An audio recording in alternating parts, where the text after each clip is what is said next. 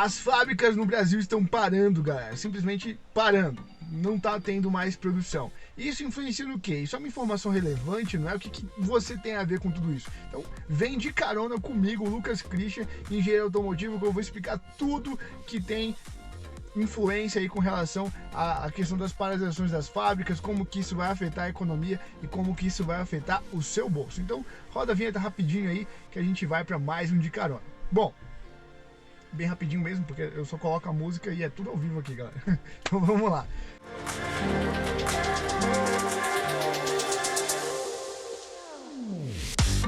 Mais um de carona para vocês, e nesse episódio a gente vai falar sobre o quê?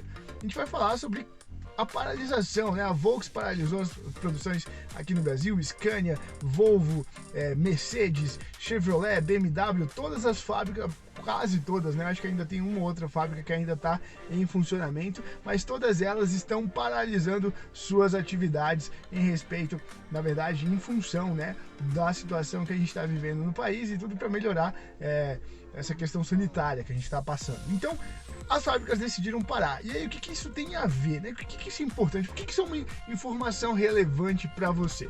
Bom, começa pela cadeia de suprimentos, né? Vamos pensar aqui como que você recebe um produto ou como que determinado produto é feito. Bom, ele depende dos insumos. Esses insumos saem da onde o insumo é produzido, por exemplo, de uma lavoura de soja, por exemplo, e ele vai para um lugar onde ele vai ser processado, onde os insumos vão ser processados. E aí é que está o problema, porque a forma mais comum hoje no Brasil de você levar um insumo, de você fazer a logística, né, de um insumo de um determinado lugar para outro, do ponto A para o ponto B, é através de vias terrestres. E isso quer dizer que você vai utilizar caminhões, carros ou algo do tipo, né, ônibus também, as pessoas usam ônibus, né, e aí, no caso, se for um insumo humano, né, se for pessoas, recursos humanos, aí você vai ter um ônibus fazendo esse tipo de transporte. E aí é que tá o problema, porque você vai ter ônibus, não tem mais produto. A Marco Polo também parou de produzir aqui no Brasil, né? Parou de produzir, assim, deu um stop nas suas produções por enquanto, ela suspendeu as produções. Então o que a gente tem, na verdade, é que se não tem produto, não tem pessoas fazendo, não tem pessoas produzindo insumo, né? Então você já começa aí ter um determinado problema com relação a trabalho, né? Com relação a giro de capital, esse tipo de coisa. Por quê? O que você vai ter? A galera que estava produzindo insumo para a fábrica vai falar assim, cara, eu não posso produzir porque produzir me gera um gasto, né? Um custo de produção, e se eu não estou produzindo, na verdade, se eu não vou vender, como é que eu vou, para que eu vou produzir, né? Ele vai fazer a conta ali, o que vale mais a pena, produzir e estocar, deixar estocado para quando voltar ele só vender o estoque, ou parar de produzir, né? Para o insumo tá parado. Bom, como vocês observaram, as montadoras, elas decidiram não ter estoque, assim, não que elas vão zerar o estoque, mas elas decidiram parar de produzir em respeito a toda essa situação, e também por conta dos estoques, né? Não tá vendendo tanto carro assim para a pessoa continuar produzindo como acha que deve produzir, ou como a fábrica tem capacidade de produzir. E aí, a galera que produz os insumos para esse povo das indústrias, eles vão produzir o quê? Nada. Eles não vão produzir também porque não vale a pena, né? Você não tem ali uma vantagem com relação a isso. E aí você começa a ter vários, mais diversos problemas na cadeia de produção. Então, o cara que produz insumo não tem insumo, aí o cara trabalha lá na produção de insumo não vai ter também esse trabalho, vai ser demitido, e aí vai ter vários problemas com relação a isso. Mas depois, seguindo, né, o que você vai ter? A fábrica para, né? E aí tem os seus custos de parar, pagar o funcionário, a galera não tá recebendo, mas não tá trabalhando, férias coletivas e vários acordos que vão sendo feitos com as categorias e com os sindicatos e tudo mais. E olha, isso vai gerando um impacto, né, negativo na receita das empresas. E aí, onde é que isso chega em você? Se isso gera um impacto negativo na receita das empresas, quando voltar, o que as empresas vão fazer? Elas vão repassar esse impacto. E aí você tem aumento em absolutamente tudo. Se não estavam produzindo, por exemplo, parou a produção de... a gente está falando de carro, né? Mas digamos que parou a produção de tomate, né? A galera da lavoura lá decidiu parar porque respeito ou algo do tipo. E aí ou então não tem a galera que trabalha com caminhões e os custos de caminhões também tá caro, não tem caminhão para fazer o transporte ou algo do tipo. O que vai acontecer? O transporte do tomate vai ficar mais escasso, então vai ficar mais espaçado, vai diminuir a produção, vai ficar mais caro, e aí você tem naturalmente por demanda, procura e demanda, né?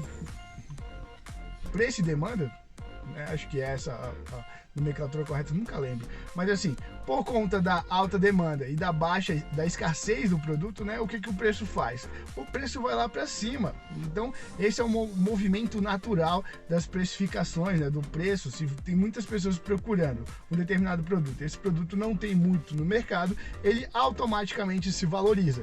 Se o produto tem muito no mercado e poucas pessoas procuram, automaticamente esse produto se desvaloriza, né? Ele diminui o valor. Então, assim, essa cadeia de produção que a gente tem no Brasil é que complica a situação quando você tem uma notícia de que tal determinada fábrica parou de suspender suas atividades e tudo, porque esse custo de estar parado agora, ele vai ser repassado mais na frente. O que a gente teve de 2019, quando começou tudo isso, para 2020 foi um aumento muito grande, muito brusco dos preços dos carros. O Corolla chegou custando, o Corolla Altis híbrido, né, custou chegando 139 mil. Hoje o Corolla Altis híbridos custa 159 mil. Então, assim, teve um aumento de 20 mil em um ano. Então, assim, normalmente se tem aumentos, né, normal isso, mas por conta de toda essa situação a gente está tendo aumentos muito maiores. Então, o que vai acontecer? Infelizmente, por conta dessas decisões, o que a gente pode esperar é que sim, os carros vão aumentar de preço mais ainda, mesmo com a alta ou com a não alta do dólar, né? Se o dólar permanecer no mesmo valor, mesmo assim a gente vai ter uma alta nos preços dos carros, dos caminhões. Isso vai impactar diretamente outros serviços, né? Outras áreas da indústria brasileira e também outras áreas da economia. Por exemplo, a questão, por exemplo, se o caminhão fica mais caro, o frete vai ficar mais caro, ou então a galera vai começar a usar caminhões mais velhos, e aí você tem um problema com relação à mudança, né? De 20 em 20 anos, se eu não me engano, o caminhão ele não pode mais rodar, aí você tem que renovação de frota, e aí os custos estão mais caros, aí a empresa que faz a logística, se ela vai adquirir um caminhão mais novo e vai estar mais caro, ela vai repassar isso para o cliente vai repassar pro seu cliente, né? Porque todo mundo é cliente de alguém. E você vai só repassando esse valor. E no final, quem realmente paga tudo é você. Quem paga essa conta no final de tudo é você. Ah, o dólar aumentou, o Corolla ficou muito mais caro. Você que estava pensando em comprar um Corolla 0 km, né? Ah, mas eu não sou a pessoa que vai comprar um 0 km. Então imagina que você tinha lá 30 mil reais para comprar um Corolla em 2018. E aí você decidiu esperar um pouquinho, botou esse dinheiro ali em uma aplicação de 2 anos e decidiu, falou assim, agora eu vou comprar em 2020. Em 2020, o Corolla 0 km subiu de preço. O que aconteceu com o Corolla usado que você estava pensando em comprar, que antigamente em 2018 valia 30 mil? Ele subiu de preço também. Então, assim, realmente você tem uma implicação direta, né, dessas decisões no mercado automotivo, no que é o que a gente está falando, mas também em todos os outros mercados tem sim influência disso, principalmente na parte de combustíveis e no escoamento da produção no Brasil. Hoje a gente tem a maioria do escoamento da produção é por via terrestre, então utilizam caminhões, utilizam diesel, utilizam vias terrestres para fazer esse tipo de coisa, e a gente tem o que? Se essas empresas parem de produzir agora, elas vão repassar esse custo de estar paralisado para mais para frente. Então as pessoas que forem adquirir um caminhão novo em 2022, por exemplo, que os preços vão estar muito maiores do que estavam agora, o preço do frete vai subir, porque se o produto sobe, o produto que você usa, né, o insumo que você está usando para fazer o trabalho, no caso o caminhão, ele sobe de preço, também vai subir o preço do frete, e aí se o preço do frete sobe, tudo que você transporta, né, tudo que você utiliza como frete, utiliza o frete para fazer o transporte, vai aumentar de preço também. Então a gente tem realmente um efeito em cascata de tudo isso. Infelizmente a gente vai ter, né? Não tem como não ter. Mesmo com a baixa do dólar, a gente vai ter esse efeito em cascata. O que a gente pode ter é um efeito em cascata menor, né? Com aumentos menores, com uma inflação um pouco mais controlada. ou a gente pode ter realmente aumentos absurdos se o dólar continuar subindo ou por algum motivo a gente tiver mais ainda uma desvalorização do real em relação ao dólar. Se o dólar entrar em queda, isso é muito interessante para que os preços não subam tanto, mas com certeza vão subir e a gente vai ter ali uma mudança de novo para novos valores na tabela de 2022. 2021 acredito que não deva ter tantos reajustes nos preços, a gente deva ter alguns reajustes por volta de julho, a gente deve ter um outro reajuste já com a tabela 2021-22, né, que o pessoal, as montadoras sempre fazem, colocam alguma coisinha a mais ali no carro para falar que é o modelo 2022 e cobrar um pouco mais caro. Então a gente deve ter só no máximo mais 2 ajustes aí na tabela de carros, que já sofreu um ajuste no começo do ano. A maioria das montadoras ajustou os preços e foi bem salgado, foi uma mudança bem drástica mesmo os valores. Alguns carros variaram um pouco, R$1.000, R$1.200, R$2.000, algo do tipo, mas já eram carros que já estavam com uma precificação bem elevada e com esse valor a mais só ficou um pouco mais competitivo, mas outros não, aumentaram 5, 10 mil reais em comparação com a mesmo modelo um ano atrás, né? Então realmente a gente tem valores não interessantes, nem um pouco interessantes para o mercado automotivo.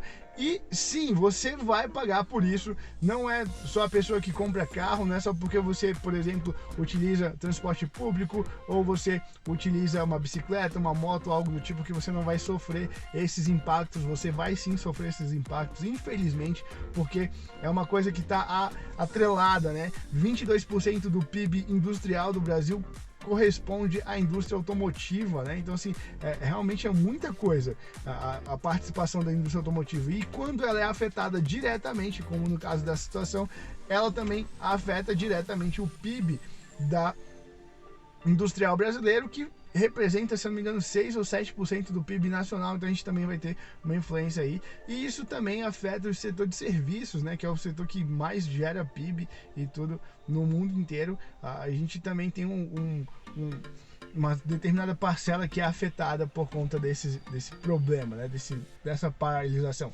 Infelizmente, esperamos que as coisas mudem.